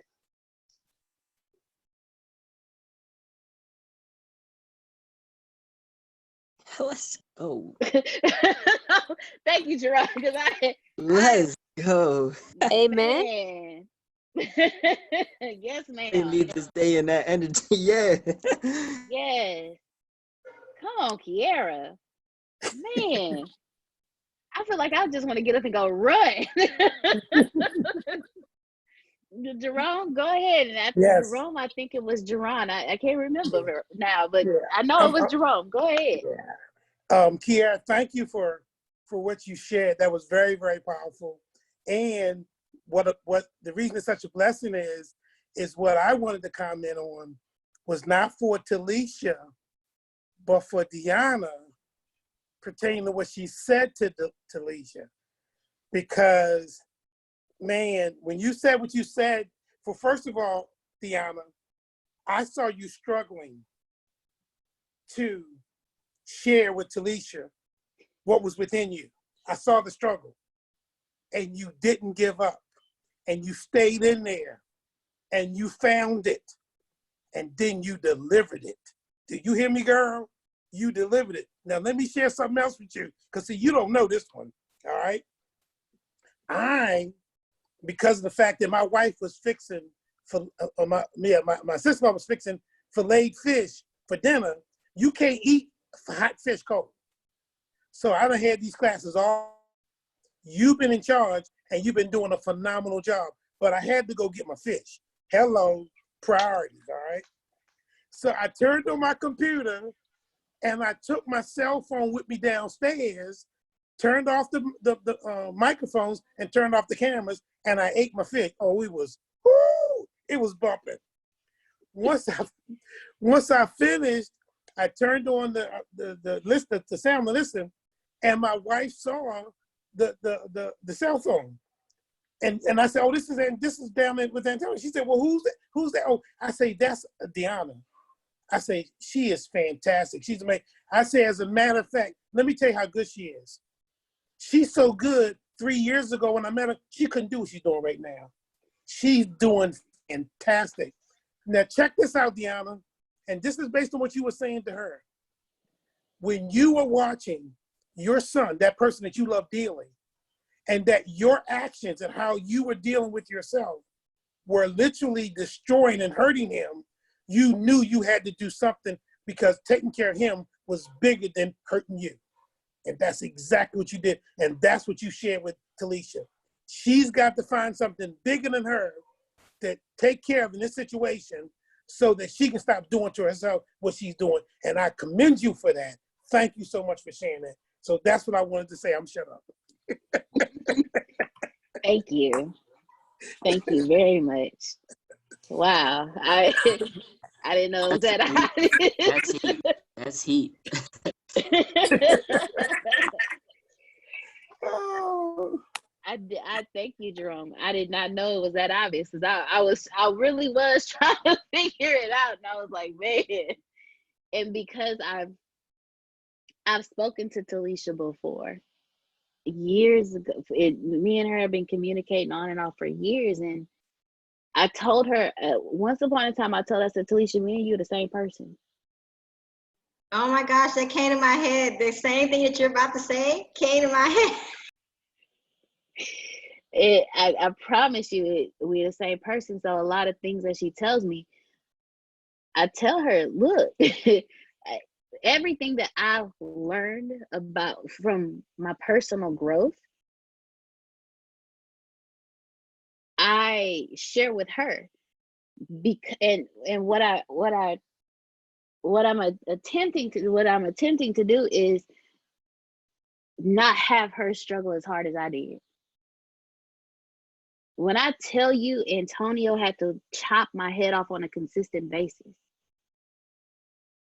he had to literally put my son in my face like this and say, this is what you're doing to him. And when it actually finally solidified to me that you are literally killing your son, because as he gets older, I'm not going to be able to send him out into public, especially with how things are today. He is a young Black man dependent upon his mother that does not know responsibility and does not know how to make a decision. What am I really doing to him? I am crippling him to a point where I'm killing him. Like, I'm literally, if he walked outside today and a stranger walked up to him, he will not know to run away because he's too friendly. Because what did mommy do? When people walked up to say, hey, Don, speak. Don, be nice. Don, say hello. Because I wanted to make sure he was a respectable child, but not teaching him to follow his own instincts when he felt a certain type of way. Antonio had to drill in me, you are killing your son.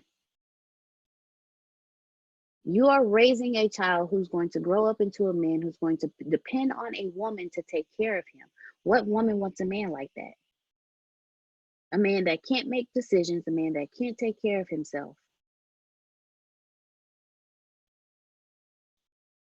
A man that's going to break another woman. I didn't want that. And so everything that I learned when Talisha first started talking to me, I was like, man, she is me. And I wasn't, and mind you, I wasn't too far from it. I wasn't too far from when I met Talisha, I wasn't too far from the conversation I'm having with you today. I was literally just now on my first step walking into the door out of that situation when I met Talisha. But what God did was he put her in my life to show me who I was and to say, now help her not make the same mistakes.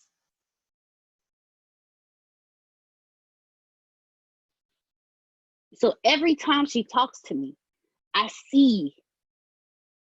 Every time I hear her, I see. If she comes up for me, I send her a text message because I know she's struggling with something.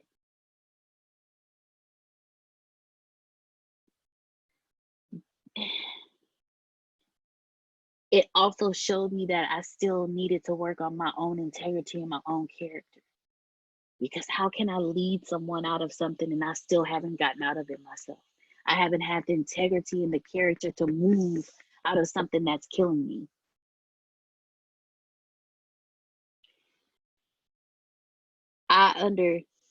Talisha is raising a beautiful young woman.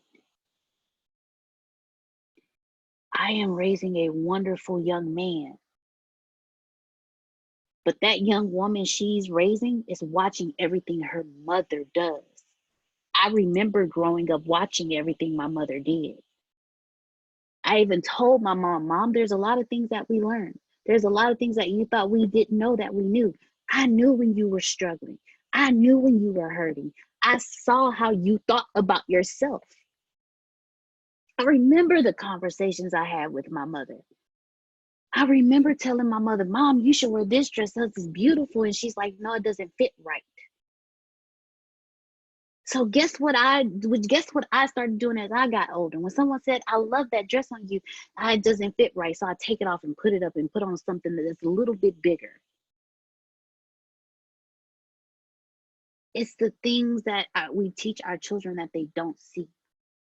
Talisha is raising a young woman, a young woman who sees a mother who, no matter what, is working to build for herself, is moving through whatever it is she's working through.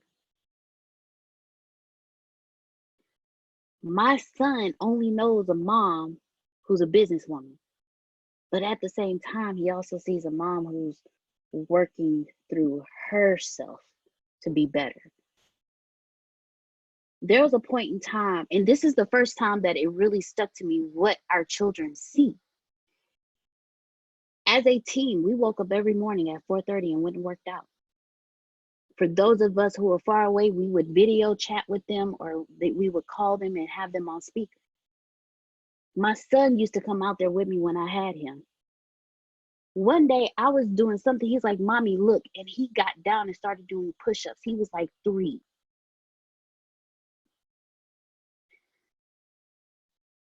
Everything. That's why I tell Talisha go home. I actually sent her a message. I told her go home.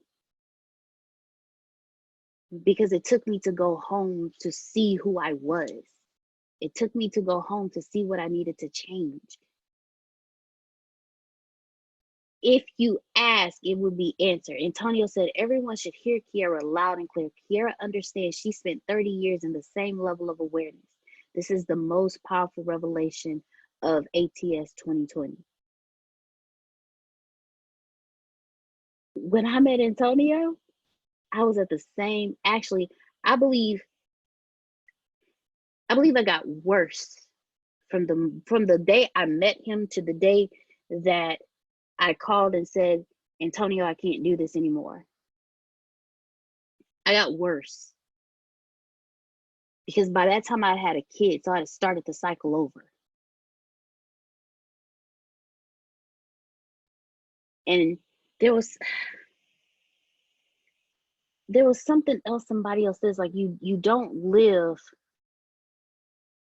a different day. You live the same thing over and over again as the same person. I can't remember what it was, but it's powerful. But when Kiara says she'll be 3 years old, I salute her, because she understood 3 years ago is when I started living, when my life actually began. To be honest with you, y'all, my life didn't begin until maybe about 2 years ago.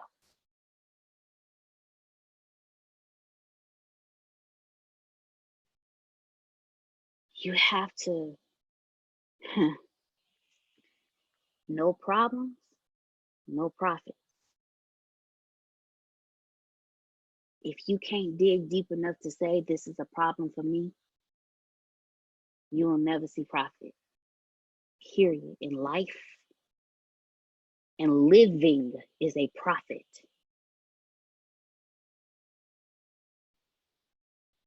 I will open the floor to whoever has it on their heart to say anything. The floor is open.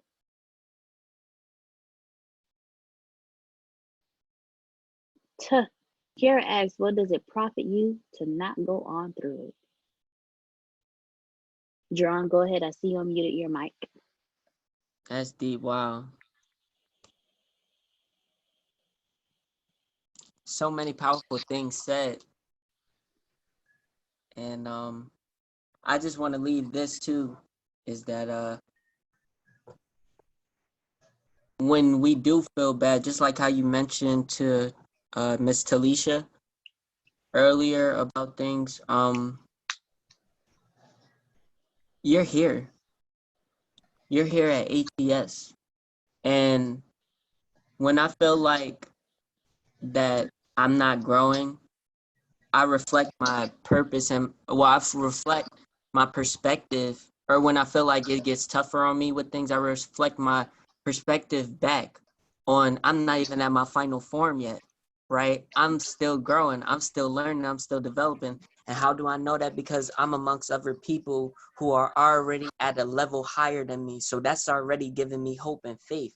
So me just acknowledging and making myself receptive of learning and being in growth, it keeps me high in hopes.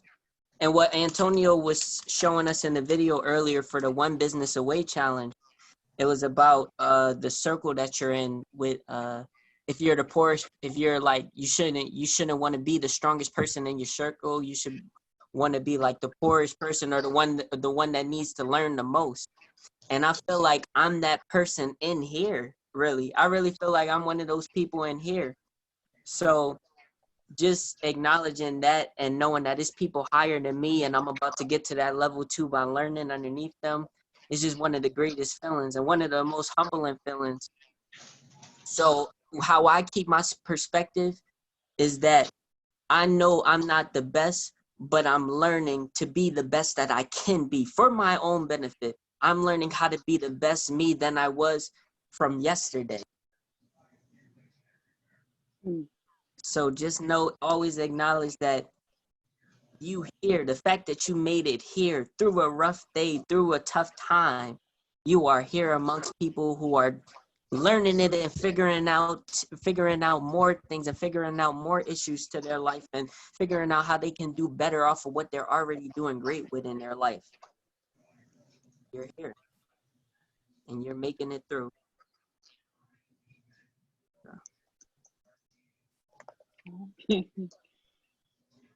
Thank you, Jerron. I tell you, as every time you open your mouth, sir. Oh, y'all gave me a heavy. Y'all gave it to me. Y'all really had it. I was just getting a little like topping on it. I just put the topping on it, but they get. Thank you. Thank you for always speaking your heart. Thank you for always speaking what is given to you to speak. Thank you very much. Dr. Trask, and then after Dr. Trask, Grace, and then after Grace, Miss Kiera, if you wouldn't mind closing us out this evening. I just want to thank Talisha, Deanna, Reginald, Antonio, Jerome, and Jerron for sharing what they shared tonight, because becoming transparent is the first step of healing. Recognizing that you have a problem, you have an issue, and you're willing to expose that and to be transparent with it, then you can heal. But as you're healing, you also have to remember to repent as well as forgive. Forgive yourself for allowing yourself to be in the position, to get in the position to make the choices that you made. For 30 years, that was choices that you made, but look at, you're 3 years old. I am 66, but 31 years of my life was drugs, alcohol, prostitution. My childhood was stolen from me completely. So I'm actually only in my 30s. And because my mindset, so you be 3, Talisha, you be 3, and you let your young man, your daughter rather, understand, and you ask her to forgive you. Forgive mommy for doing and making the decisions and saying the things that she said and having, like you made the comment, you tried to have a bad day. Your worst day today will never be like your worst day was 30 years. So trying to have a bad day, God's not going to allow it. And now you have the tools that you're teaching someone else. You can start your day over anytime you want. Deanna, that young man that you're raising, he is going to be able to be such an awesome young man because he knows the soft side of what a woman goes through, as well as he knows no matter what, my mommy was there and she protected. But now that you've seen what you've done, you're correcting what you've done, you're on your way. I commend all of you, but you gotta forgive yourself. Forgive yourself for overprotecting. You're a mother, you're a female. You're going to do that. That's part of what we do, but it has to come to a point.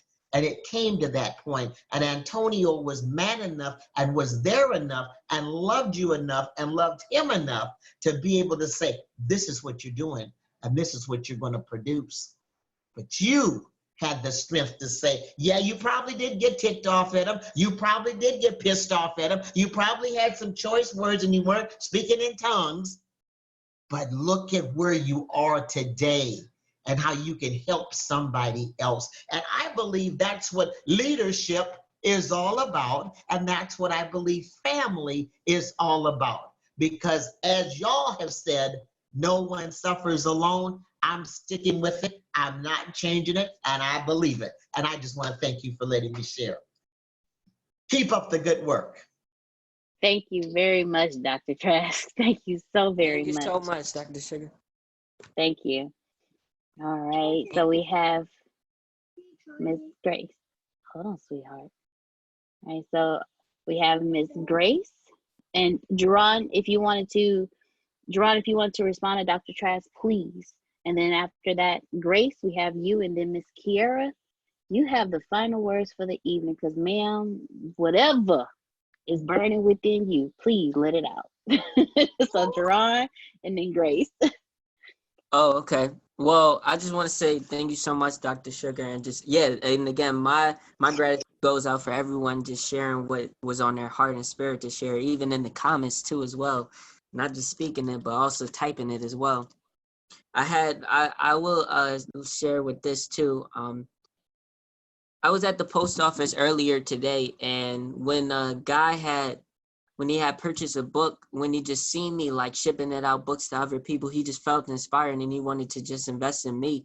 So I had gave him a copy just right then and there. And then the father, he was with his son. The father had gave his son the book after I signed it, and he said, "Here, this is for you." And then the son was looking at it, and he kind of was a little timid about it, and he was looking at it and holding it and saying, "I can't read." So it hit me, and I was thinking like I had to get down to my man level and just like talk into him, give him more words of encouragement. Like, don't ever tell yourself that you can't read. Don't ever tell yourself you can't do something. You are powerful. You are valuable. You are somebody, and you have value to give into the world. Do not ever say you can't do something. God got something for you to do in this life. And it really inspired me too, not only because he's the same skin complexion as me, but I had a struggle reading. And I used to say things I can't do. I used to say like, oh, I don't know if that's for me. But it was really passionate for me because like when I was younger in third grade, like I almost got left back for reading. So I'm like, I'm gonna do everything in my body, everything in my soul to just continue to inspire people to know that they can do something. And as long as you believe, as long as you work in it, even if it's uncomfortable and tough, you still work through it and you'll always get better. And I told them, the more you read, you'll get better at it. You'll get better. Thank you so very much, Jerron. Jerron went from almost flunking in third grade because he couldn't read to writing a book. You better work it, sir. You Thank you better so work much. it. And y'all know the statistics behind third grade readers, yeah. So I'm proving that wrong. You know what I'm saying? Ain't nothing stopping me. I ain't no number now. Come on, sir. Yes, sir. Yes, sir. Miss Grace? Miss Grace, the floor is yours. Thank you. Thank you for that. Yeah, the person in this story that we've been discussing, when the day was good, you were good. When the day was bad, you were not. Man, that was my life. What? And everybody in my core knew it. And how I got through it were the people in my core. And they kept holding up that mirror to me every day. One more than the other. His initials are ATS. But I am always grateful for him and the entire core for continuously holding me accountable and say, hey, no, that can't happen around here. I wasn't happy unless I was angry. My day wasn't complete unless I was angry about something. But when the mirror continuously got put in front of my face and was like, hey, you say you want friends, you ain't gonna have friends if you keep being like this. If you keep being angry all the time, if you keep, wanting to, be angry and scorch the earth all the time, you're not gonna do it. And so finally one day I made a decision. I said, yeah, I do. You know what? I do want friends, so I got to get better. And so what I constantly kept people around me who were always happy and who were always upbeat and, laughing and joking all the time. And because I knew this isn't what I wanted. I don't want to be that angry person all the time. I don't want to do that. I don't want to feel like this all the time, because feeling like that all the time, that drains the hell out of you. It does. It does. Being happy, that takes nothing. That takes nothing. And you got to want it. You've got to make a decision that I don't want to be in this state no more. I don't want to feel like that no more. I want to be the person who is this. I want to be the person who is that. So the real thing is you have got to make a decision. Yes, you are struggling. How long are you going to struggle? Because struggling is a choice. Struggling is a choice. Oh, that's easy for you to say, Grace. You have people around you. I don't know too many people who don't have one of these. And as long as you got one of these, you got people around you. Pick up the phone, call somebody, let them know, hey, right now I'm kind of going through something. I just need you to speak positive words into me. And until I can really look at myself and speak positive words into myself, because you got to go from people from outside to the inside. Okay? Because everything you need is on the inside of you. I had to learn that too. Yeah, I started out with I had to have somebody telling me, Grace, hey, you're a great person. You are wonderful. You are beautiful. You are this. You are that. But until Grace started getting in the mirror and say, hey, what kind of day you gonna have today? You gonna be happy? Is that really worth getting mad over? Is that really worth being depressed about? And now, to this day, when I feel myself, because I feel it here all the time. When I feel something, when it starts feeling right here, come on. No. We've been having a great day. We're going to continue to have a great day. Whatever is going on, don't allow that to affect your day. You can have a moment, but don't you dare take the whole day. You got to want to do it. You've got to want, you got to decide. That's really all it boils down to. It's a decision. When you decide, which means to kill off, when you decide that you want to be in that state that you want to be in, and I'm talking about that positive state, and you want things to work out, and you want the universe to do what it does, because the universe has always been doing what it does. You've been wanting to be angry. Oh, the universe says, yes, here you go. Here's some more things to be angry about. You want to be depressed? Oh, okay. Here's some more things to be depressed about. But when you decide, I want to live a happy, joyous life. Oh, okay. Here you go. Here's some happiness for you. Here's some more happiness for you. But you got to decide. That's all I wanted to share. Thanks. Well, Deacon Sandals. Don't do that. Don't do that. My daddy is at home. Don't do that. No, you spoke a word. You spoke a word. You spoke a word. Thank you. Thank you, Grace. Thank you. Thank you, Grace Los Angeles. Thank you very much for your transparency this evening. Thank you. Thank you very much.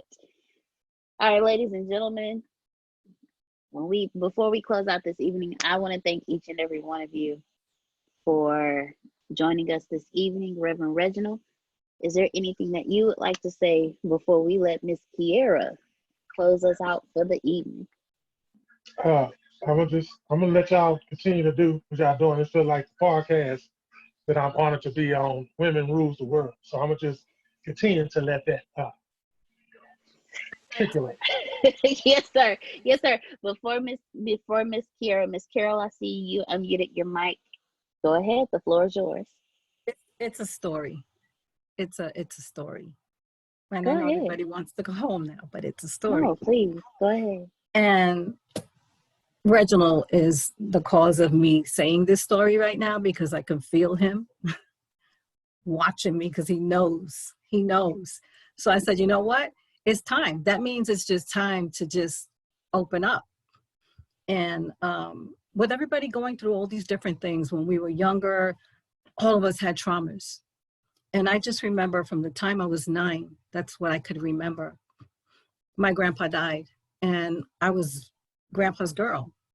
My mom left me when I was a baby, so I understand the whole thing about abandonment. And my grandmother brought me up. My father's mother brought me up. And I was real close to my grandfather. My grandfather had a stroke when I was 9, and I couldn't go to the hospital to see him. So he died in the hospital. I never got a chance to say goodbye to my grandpa. And I was like in trauma, because I was like, that's my grandfather. I could not say bye to him in the hospital, why? And that stuck in my head. But my grandmother came home one day and she said to me, you better behave yourself now, because grandpa's no longer around to protect you. And that stuck in my head. I was a kid. That stuck in my head. And all I could ever do was to be this good girl. I got to do it right. I got to do what other people want me to do. I was very, very intelligent, and I was quiet. So I would be watching all the time and picking up information and doing this from a child. And then remember, I was intuitive. So I grew up picking up feelings, picking up energy, not saying certain things, because you were, you're a child, you're to be seen but not heard, right? So I was quiet and I would hold all this stuff in, but that traumatized me so badly that I felt like scared all the time. It's like, oh, I gotta be good. Am I doing this right? Am I always checking out what I had to do, what I didn't have to do? My grandmother was soft on us. She never gave us a lot of flack about anything. She would just like, you know what you're supposed to do. So during my growing up years, my mom and my father was totally in love with my mother. He was young. They were a very young couple. And she left because she was like, she was in the streets. She was a street girl, so hanging out and all that stuff, because her father threw her out when she was 16. And my dad was more like what you're talking about, your son. My grandmother protected him because his father was very mean. So he was traumatized by that whole breakup. And my father started to drink because of it. And he only drank beer, but he would get drunk on beer. It was really weird, like 3 cans of beer and he was drunk. And when my father was drunk, I would run and hide whenever he was around and he was drunk. And I just remember different things that would happen, and nobody really knew what was going on with me because nobody was paying attention. So during my lifetime, I grew myself up, to be honest. I would go outside if my friends were, my grandmother would be like, okay, what time is to come up? And she'd call me out the window. But if some of my girlfriends were out there and they were going home earlier, I would go home because I said, okay, so I don't want to be the girl in the street. Okay, I don't want to be that. So I'd run home to make sure that I went home. If we were doing something else, I would always make sure I wasn't the last one because I didn't want to be seen that way.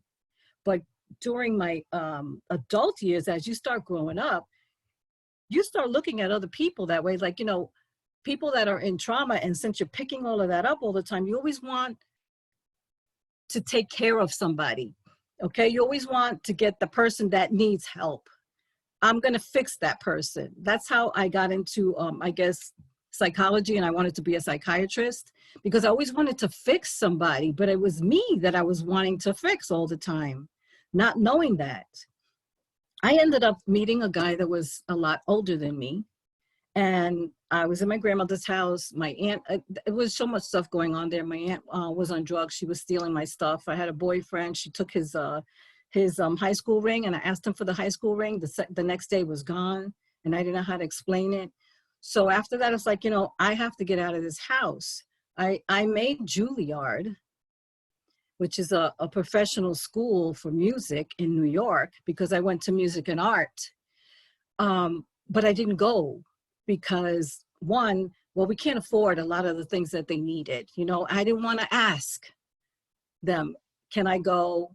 It's going to cost this, because I always felt like my grandmother was doing me a favor by bringing me up. So I had to be the good girl, don't ask for too much. I was in ballet school because my aunt took her daughter there, so I went with them. My cousin didn't want to go anymore, so we didn't go. And my aunt said, well, why didn't you tell me you wanted to go? I didn't tell her till later years later. But I always wanted to go to the ballet school because I enjoyed it. But I always gave other people what they needed, and I would just not give it to myself. And all growing up, I ended up going with someone who was very handsome, was against the grain because I did what my grandmother told me to do. I did the opposite. So it's like rebellion. So I married him, and I had my 2 children. He was 7 years older than me, but he was broken, handsome, but broken inside. And I was the one that had the strength. You know, I was always strong. I was always do what I have to do it, you know, get this done. And I just kept going and going and going. And even when I wanted to go to school in the beginning, when I first got married to him, he would, I would work all night because I was working full time. And I would work all night on my paperwork and everything. And the next day he would get mad and pour coffee on my work that I worked like hours the night before. And I'd be in tears going to work and having to take my lunch hour to try to rewrite whatever was in my mind or whatever paperwork. Well, after a while, it became really, really hard. I was trying to go to school. He would do everything in his power to stop me from going and accuse me from seeing other people because I was 10 minutes later from taking the buses to school and all this stuff. And after a while, he just, he committed suicide. But before he committed suicide, I was in the car with him. He met me at work. And we were driving, and I thought we was taking to lunch because I said, this whole thing is not working. Everything, you know, our lifestyles are different. I was just starting to grow up. You know what I mean? I was young. I was like 19 and just trying to get out of the house. And I meet this guy, he's handsome, he's really kind and all that sort of stuff. But I think I was looking for grandpa. You know, I was looking for that same feeling, that same emotion, that love that he gave me. And so it didn't work out. And I said, this can't work out. So he met me for lunch. And that's when they said, you got to put seatbelt on, everybody. Remember that whole seatbelt thing? You got to wear your seatbelts. So he said, well, put your seatbelt on because I don't want to get a ticket. So we're driving to supposedly the restaurant, and he continues to drive. And I'm like, okay, I got to go back to work. You know, what are you doing? He said, just put your seatbelt on. And turned to me, and he shot me in my leg. He shot me in my thigh. So here it is, the blood is pouring up, and I'm like, holy shit, what do I do now? Right? So then he handcuffed me underneath. He put my arm down, and he handcuffed me underneath the seat. So I have one hand here, one hand free, and the blood is pumping, and I'm going somewhere, which I don't know where the hell we're going because he's driving. his family lived in Brooklyn and I was in the Bronx. So we're going, and all of a sudden, you know, he's sitting there and he's talking to me. He says, you know, this is crazy. Just tell my mother and my sister that I love them, but I can't handle this anymore. I can't handle the stress of life. He was going through a whole lot of stuff at work. He didn't get along with his father because he was a mama's boy. And his mother really did a job on him by protecting him all the time. He was the only son. And he shot me and said, you know, I'm not taking you because I want you to be able to take care of the kids. But here I am in the car and I didn't know what to do. So all I did was call on my protection, right? I just called up, you know, I need for you to guide me because I'm not sure what I'm supposed to be doing. So here I am, tears start coming down. He said, don't you dare cry. And, you know, goes to point at me again to shoot. I'm like, oh shit, I can't. Okay, so then I don't know, it was like the tears went right back up again. And I kept saying, protectors, I need for you to come and give me a muse because I need to know what to say. So I started to console him. Here I am, blood's pumping out of my leg. I'm handcuffed tight as hell because it was so tight on my wrist that I thought my wrist was going to pop. And I'm talking to him to ease his pain. And I'm telling him, you know, you don't have to do this.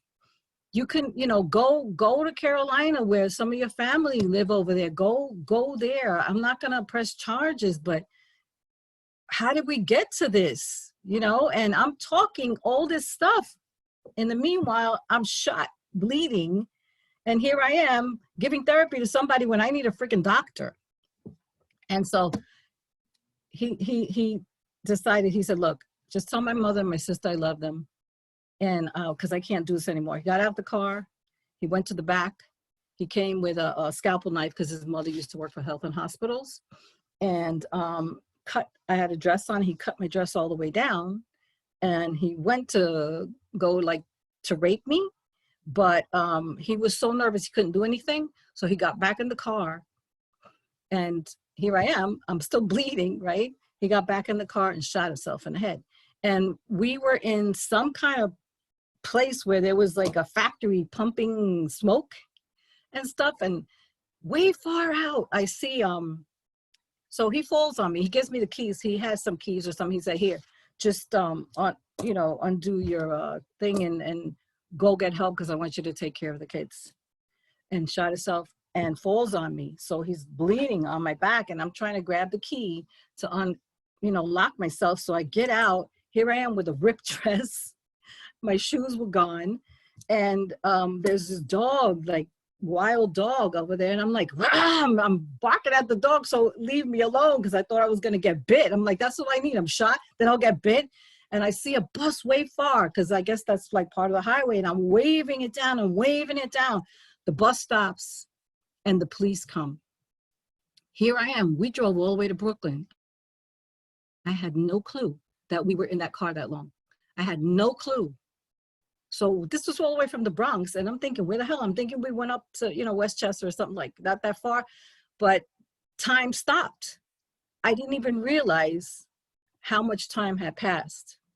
So here I am, the cops coming on. I was in the newspaper. And that was like, for me, it was like the most embarrassing thing because here I am working for health and hospitals. And here I am, the newspaper. And I was always like, the little proper one, going to work, nice. And now here she is. Look at this. Everybody just tore at that, those that want to. Look at her. Ha. And so I get out of the car. They told me, let me check you because they thought I was shot in the back too. And they said, no, she's probably in shock. I said, I'm not in shock. I'm just shot in my leg. So one of the cops came over and a detective came. He said, let me handle this. So he came over to me, he spoke to me, and I told him what happened. I just, step by step. And he looked at the other ones. He said, she's not in shock. She's okay. And then I hear them say, DOA. So I'm like, he died? And they said, yeah, he's gone, And I said, okay. So they checked me and, it's embarrassing because they just like take your stuff and just like look it all over and everything. I ended up in a hospital in Brooklyn where his family lives. So his mom blamed me because we were breaking up. But there was so much other stuff that he was going through that he couldn't handle. And after that, I had to, you know, come in, and here I am, a widow, very young girl, right? I was like 29 by then. You know, I had Jason was, my son was going on 3, and my daughter was just 8. And here I am in traction. I couldn't go to the funeral because I was in traction for 7.5 weeks in the hospital. And while I was in the hospital, my grandfather that passed away came and visited me. And he said, we were going down the block. He said, hey girl. And I'm like, Grandpa. He said, yeah, come on, let's go run. And in the dream, my feet were going like this because I was in traction. I couldn't move, right? And he took me for a run. And I told my grandmother that story. And she's like, yeah, he came to visit you. You know, he really came to visit you. So then I came out after 7.5 weeks. I had to go through all kind of stuff. I went through therapy for a while. I was scared for a while all the time because before that he had stalked me, you know, and he tried to get me fired from my job, saying that I stole a typewriter that my uncle had given me. I mean, I went through so much trauma that I didn't even know whether I was coming or going. I was just on automatic pilot all the time, just going. I did what I had to do. And I, you know, and I had to end up going through therapy. But the funny thing is that when you go through therapy, you have to have the right therapist, because if they don't understand you and your personality, and they're just gone through the motions of, well, I took these classes and this, if they don't understand that, they have no clue how to help you. So I went through 2 therapists because each one of them was not able to handle to get me to let go of whatever was inside me. And I know that you gotta be willing to do it, but the person to me has to be able to grab it and say, here, yeah, that's what it is, and let it go, girl, you know. And they were always just like very technical, and I would always be witty and outsmart them in the conversation. So I wasn't getting anything out of it. I was always like, well, you know, well, how about this? Well, what about that? You know, and we were going back and forth, and they would tell me, Carol, if you don't stop that, you're not going to be able to be helped. I said, well, maybe I need somebody that's stronger that can grab me by the neck and say, hey, cut it. Be who you are, and let's get through this together. So finally I found somebody that was able to do that. Love her to death. And really, she was soft and tender, but she had her boundaries, and she worked through it with me. And that's how I kind of got over a lot of it. But I went through a whole bunch. I went through a whole bunch of classes. I was still that A student. Okay, so while I was going through school, I still finished school. I was going full time. My grandmother passed away. My father ended up with cancer. I was taking care of my father, going to school full time. Okay, and I had my 2 kids, and I still was summa cum laude, 3.9.8 GPA. I was the speaker of my graduating class. And I think that's the moment when I graduated, that my kids were there and everything, that I felt like I did something. But I did it on my own because nobody was there to ever support me through any of it. Not even filling out the papers for college. I didn't even know how to do that shit. I was like, how do you do this? I didn't know. So I had to go to somebody that went to school to help me do that. But it was like, always, you got to do it. You got to do it. When I was going to college, I was like taking 2 buses after work, and I would come back, and it was late at night, and I would have to stand on a corner, and I was in New York, and the cold would be so cold that I could feel it. It felt like a knife cutting my back. And I would be there in tears, just tears rolling down my eyes, saying, please, God, just let me get through this. I want to do this. I want to do it. But I always did what I wanted to do. Like, I would push myself to do whatever it is. So it's almost like I brought myself up. So I did my own parenting. But you can take all of those things and destroy somebody else in protection if you protect them too much, because it's not allowing them to get strong and to stand on their own 2 feet and to be the person they need to be. So I had to learn a lot of that, especially having a son. And my daughter was a little bit different. She's stronger. She's a lot stronger like I am. My son is very, very sensitive, and he can pick up all kinds of things. He's an artist. His mind is like way out there. He designs stuff and all this stuff. So I had to be really careful how I treated him because of that creativity. But I had to learn a lot, and it was really hard. It was a hard struggle becoming a parent after you have gone through so much trauma yourself. And I just needed to share that today. I just like, people need to know what other people go through. It's not what you see on the outside all the time. And that's what makes the strength inside, so that you can help somebody else, because you can see it clearly. And I just wanted to share, guys. Wow. Wow. Thank you. Sure. Thank you so much, Miss Carol. Wow, you have been through a lot. I would, to look at you, I would have never. Wow. I am grateful you are here with us today to share your story, because there's somebody out there that needed to hear that story and to know. Thank you. Thank you, Miss Carol. Thank you very much for your transparency. Wow. I want to thank each and every one of you for joining us. Miss Kiara, the floor is yours. You will be closing us out. I'm gonna just pray real quick. That's all I feel led to do. I had all this stuff written down, but I just wanted to say, God, we thank you. God, we appreciate what you're doing in this class, oh God. I pray that even now you would touch every person under the sound of my voice, oh God. Well, all of us have problems, but some of us have problems that have not been dealt with yet, and that is what's keeping us stagnant. That is what's keeping us divided, oh God. I pray that you would make us whole, oh God. I pray that you would go into the very depths of our situations, our past history of traumas, the things that are weighing us down, the things that are keeping us depressed, that are keeping us anxious. We speak against it now, God. I pray that you would send us all clarity. I pray that you would stir up every gift that's on the inside of us, oh God, that we may utilize our problems and become profitable, oh God, for we know that you have not given us these circumstances, these past situations, these hurts, these pains, oh God, just for them to be just that.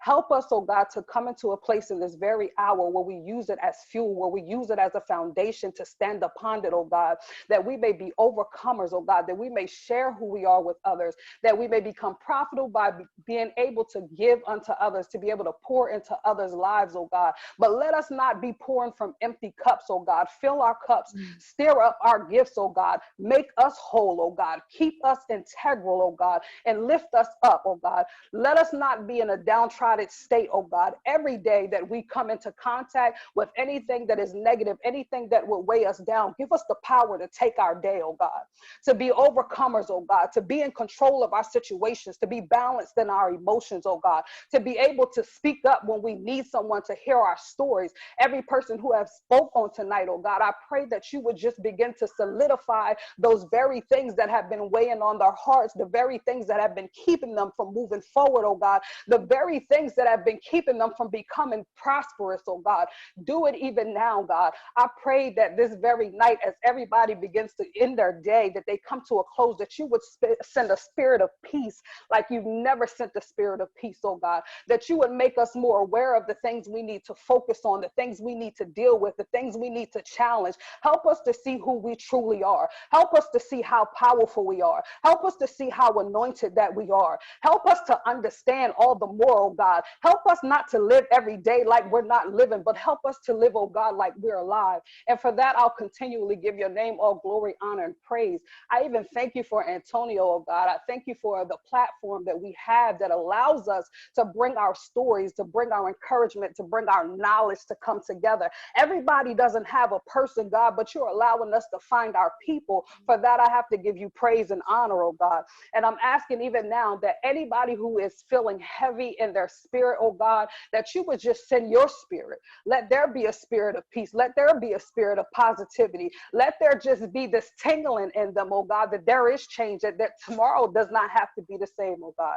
We appreciate your strength. We appreciate you bringing us together. We appreciate you making us greater. I pray that you would go with us off this call. Amen. Amen. Amen. Amen. Amen. Thank you, Kira. Whew.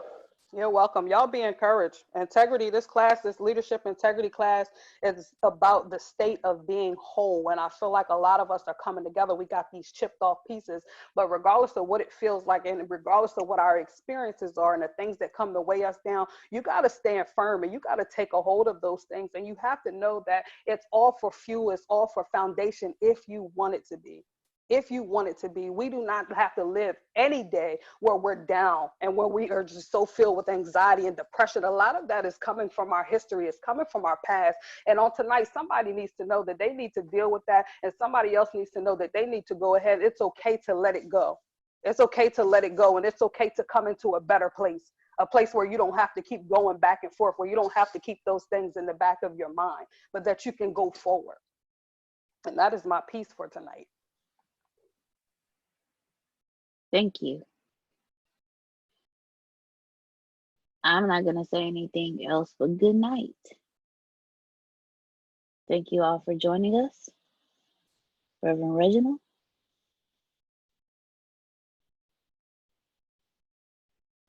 All right. Well, ladies and gentlemen, we will see you tomorrow for ATS Business University Business Training, and we will see you next Thursday for our Integrity Leadership class. Thank you, Ms. Kiera, for closing us out with that powerful prayer. Everyone, have a good evening. God bless you. And my son said, and good night. Good night, everyone. Good night.